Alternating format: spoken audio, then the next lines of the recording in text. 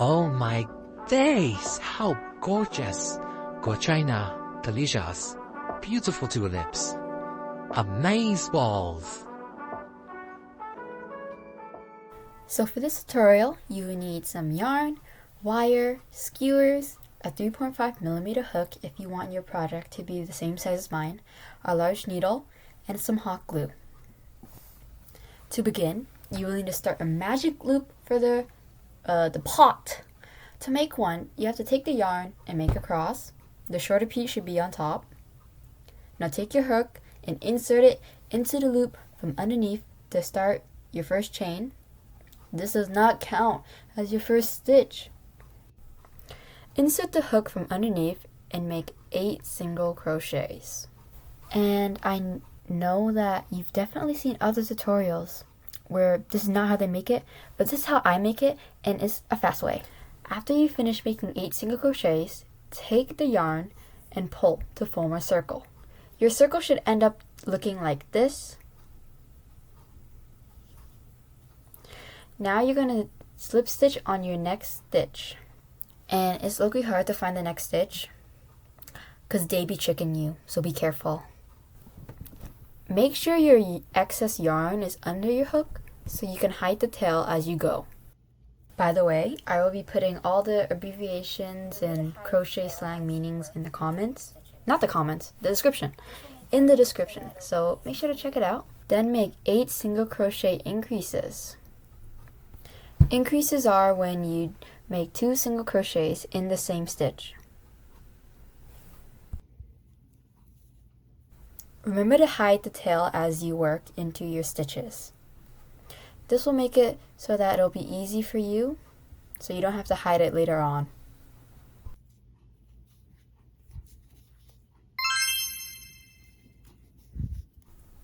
Once you finish your 8 single crochet increases, you should end up with 16 stitches. I actually didn't have 16, so I added an extra. But once you do, we will start our third row. To begin our third row, we must slip stitch and chain 1 as per usual.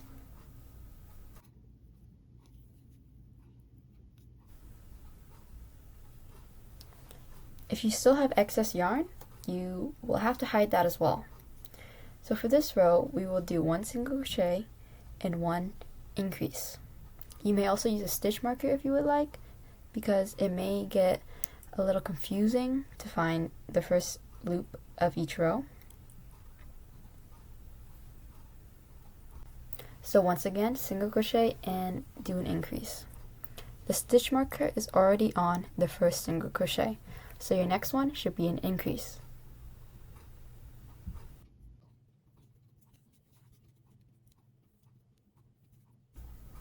Once you finish row 3, remove the stitch marker and begin row 4. Slip stitch and chain 1.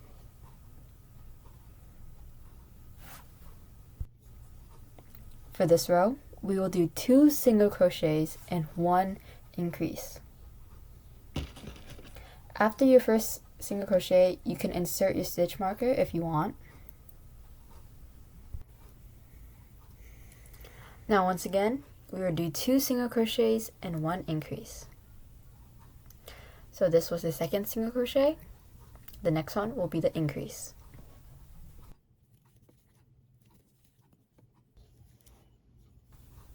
For row 5, take off your stitch marker, slip stitch, and chain 1.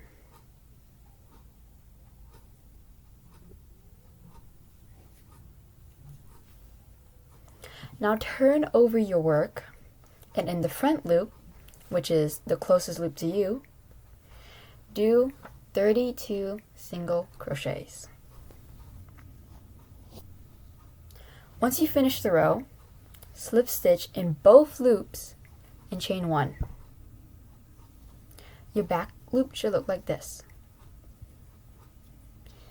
Now do 32 single crochets and the front loops again. Later, we will turn our work inside out, so do not worry. When you finish that row, slip stitch and chain 1. Single crochet and insert your stitch marker into that first single crochet. because for rows 7 to 12, you will be doing 32 single crochets in both loops.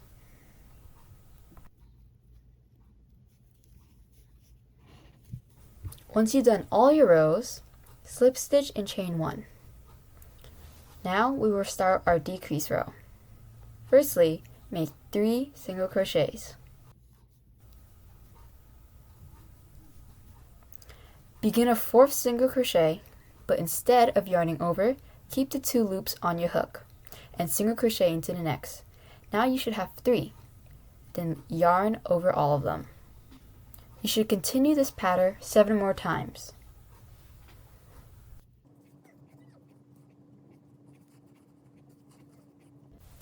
Once you finish, slip stitch and chain 1. For this row, you can single crochet 24 times. Finally, for the last row, slip stitch and chain 1. Skip the first loop and double crochet 5 times in the second. As you can see, all 5 double crochets go into the same loop.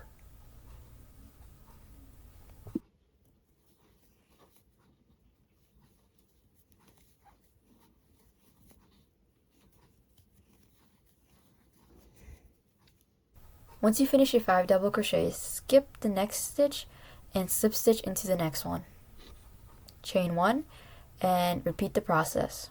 So skip 1 and double crochet 5 times into the next.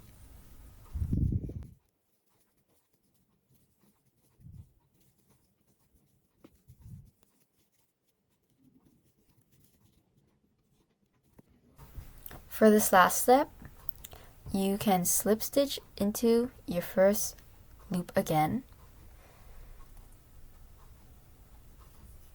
chain 1, and cut your tail off. Girl, why was I so slow here? Anyways, just weave in the tail once you end it off.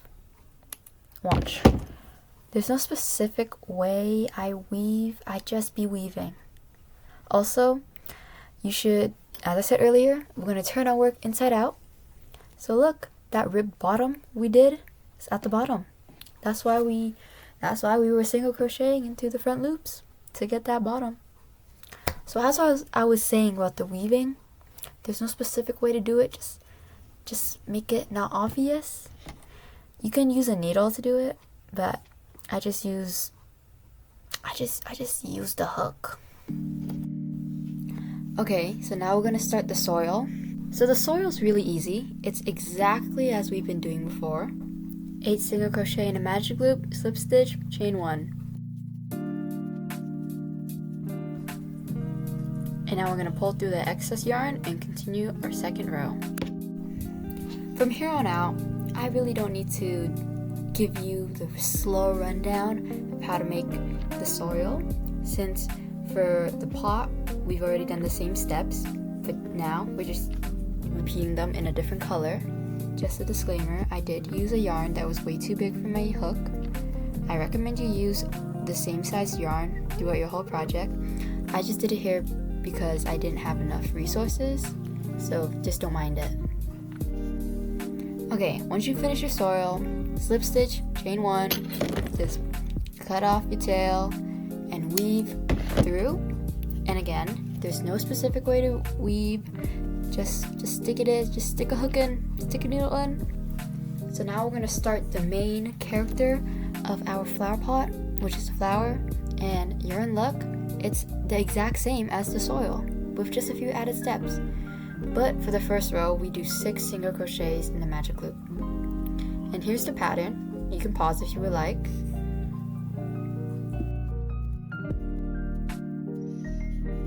Once you finish the base of your tulip, you're gonna slip stitch, chain 1, and do 1 single crochet, and use a stitch marker if you would like, because for row 6 to 13, it's just gonna be 30 single crochets, nice and easy. Once you finish row 6 to 13, you're gonna slip stitch and chain 1, and cut off your yarn. but make sure you leave a long tail because we're going to need this to sew our tulip later on.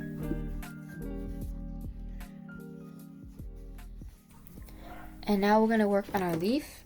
So to start, you're going to chain 16. Now I would say this is kind of a tricky part of the piece, but it takes the least amount of time. So you see those back little bumps? You're gonna do 1 single crochet, 1 half double crochet,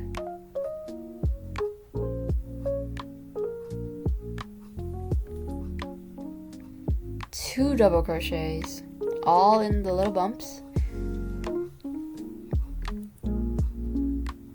and 7 treble crochets, which means you yarn over twice, insert the hook, pull through 2, pull through 2, pull through the last 2, yarn over twice, insert, pull through 2, pull through 2, pull through the last 2, and you're gonna repeat the pattern up there. So 2 double crochets,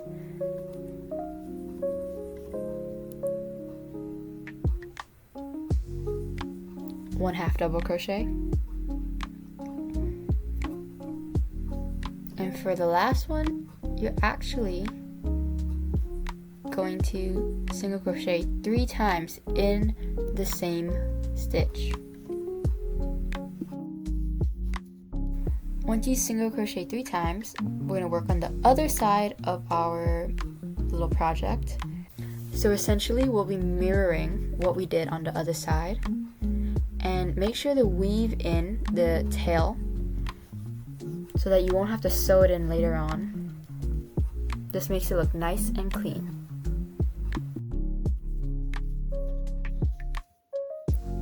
So when you think you're almost finished, you're not.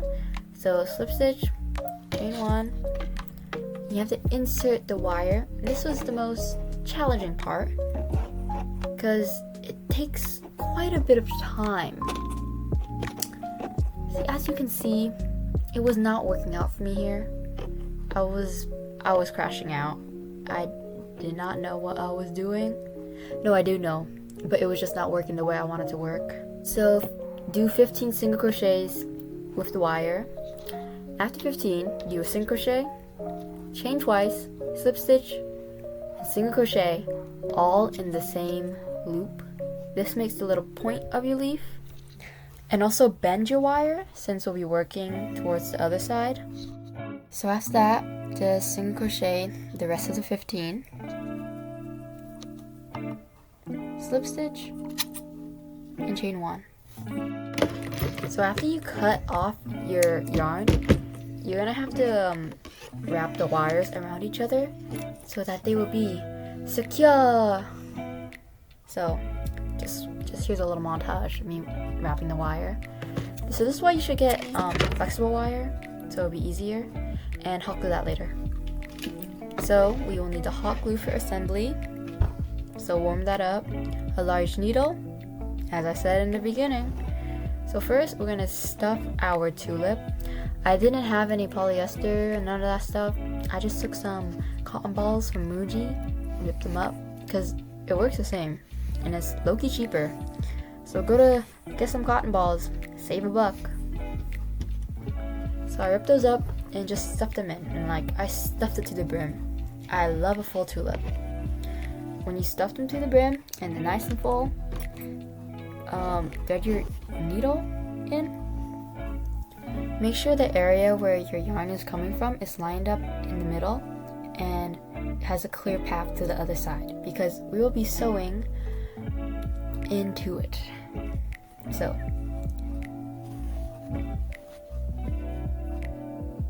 and another one,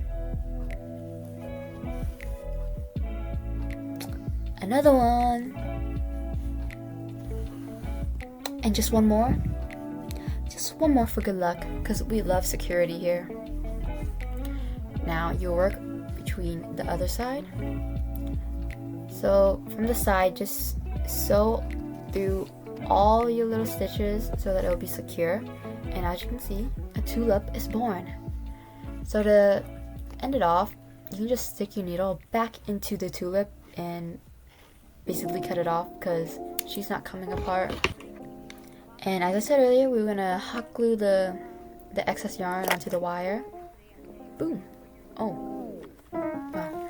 And for our soil, we will also stuff her with the cotton balls.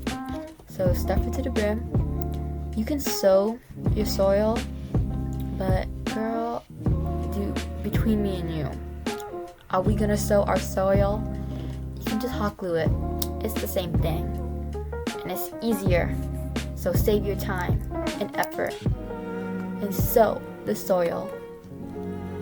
So you're gonna need your chicken skewer, and you're gonna stab it right in the hole.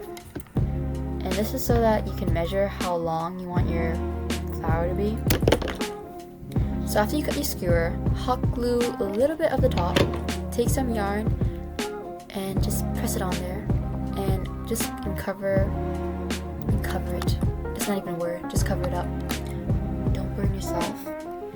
And take pretty much any end, it's all the same, and hot glue it inside the bottom middle of your tulip. And here's where I realized I made a mistake. You're supposed to weave in the leaf into the skewer. I didn't do that.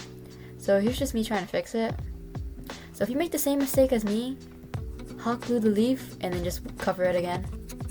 It looks gorgeous still. So now you're gonna take a heck load of hot glue and stick it in the middle of your soil and hold it until it can stand by itself. Boom.